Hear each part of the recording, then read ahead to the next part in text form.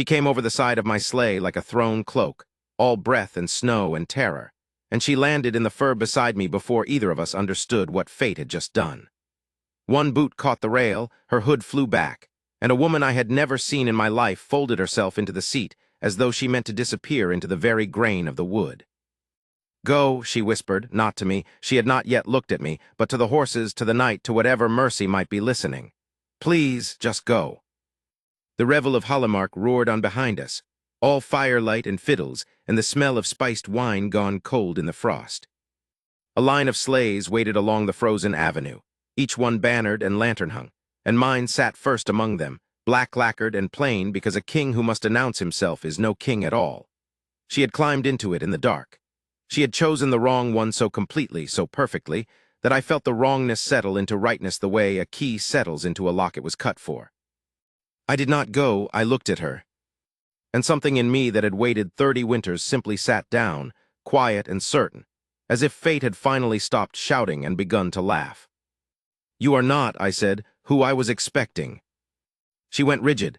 Slowly, as one turns toward a sound in a dark room, she lifted her face to mine, and I watched terror trade places with a far older thing. Her eyes were gray as river ice, and in them I saw the flare I had been told of since boyhood and had long stopped believing.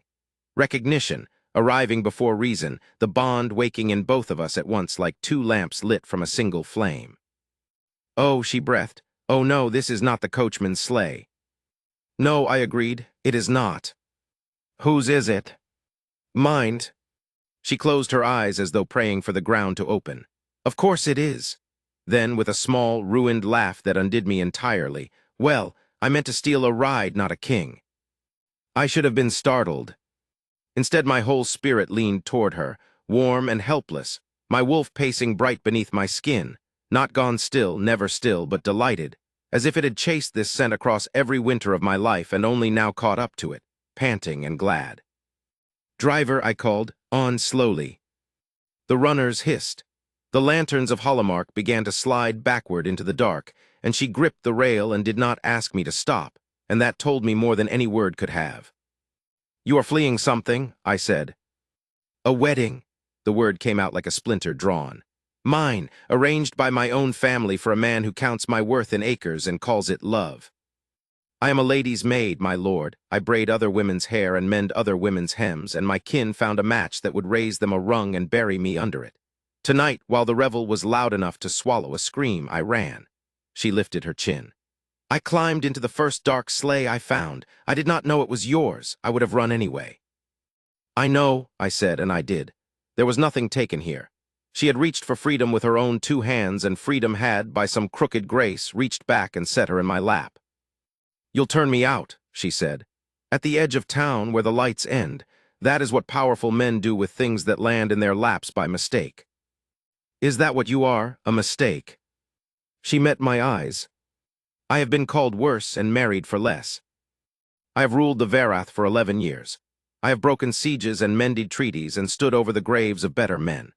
And I tell you plainly, nothing in my life had ever felt as much like coming home as that cold sleigh, that shaking maid, and the absurd, settling certainty that fate had quietly laughed and set her exactly where she belonged.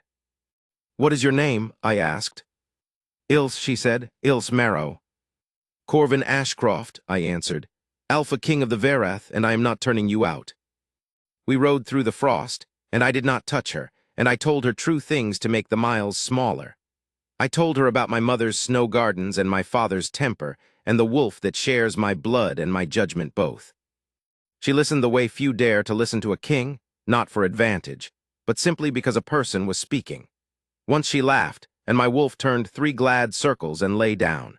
Once she wept quietly for the life she had torn free of, and I gave her the mercy of pretending not to see, which is sometimes the only kindness a strong man has to offer.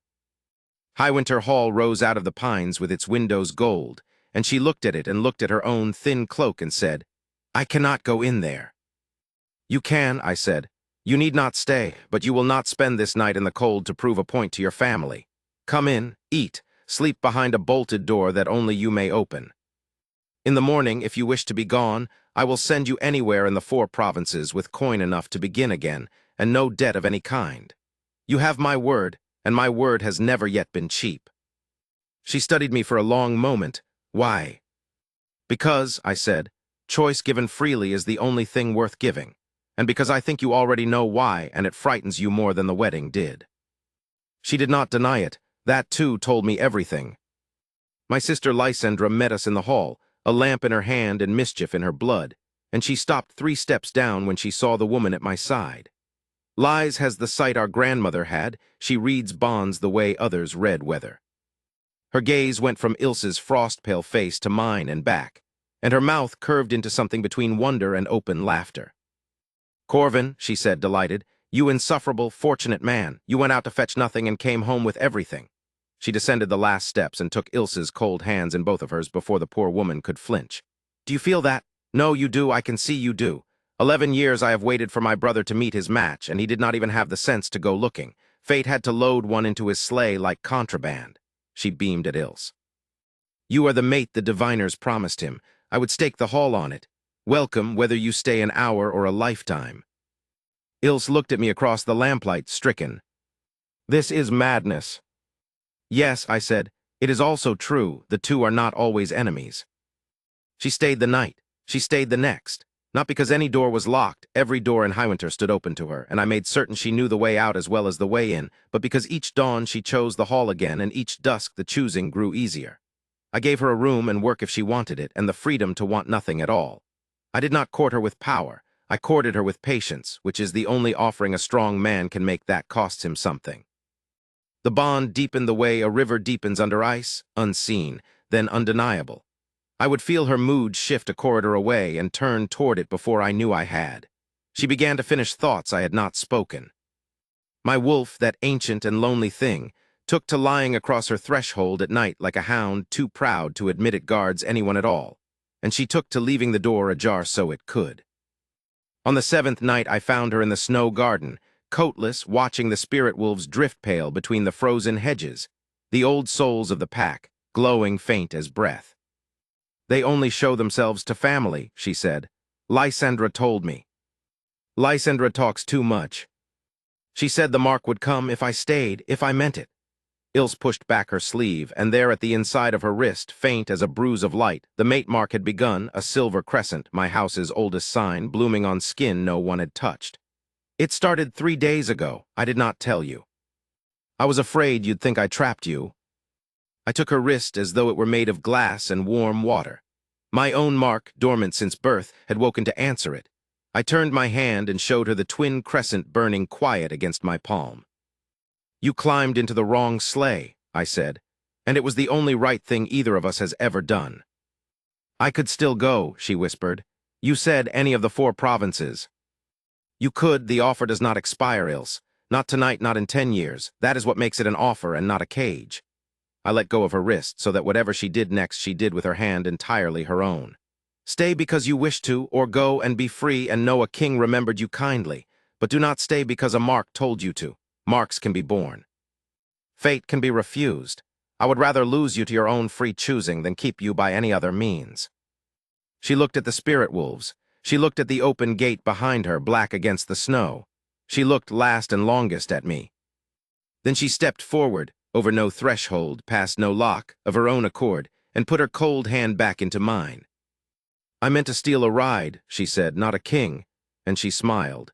"It seems I am a poor thief. I got both, and I find I do not want my money back." That was 2 winters ago. The mark on her wrist is bright silver now, and the snow gardens know her name, and the spirit wolves show themselves the moment she walks out. She is my queen because she chose it on the 7th night and every night since, and never once because she had to. And when the halls are quiet and I am fool enough to marvel at how she came to me, I say the line back to her, the one she gave me in that cold, black sleigh, the one I have kept like a coin worn smooth in a pocket. "I meant to steal a ride," I tell her, "not a king." And every time my Ilse laughs and fate laughs with her, and I am home.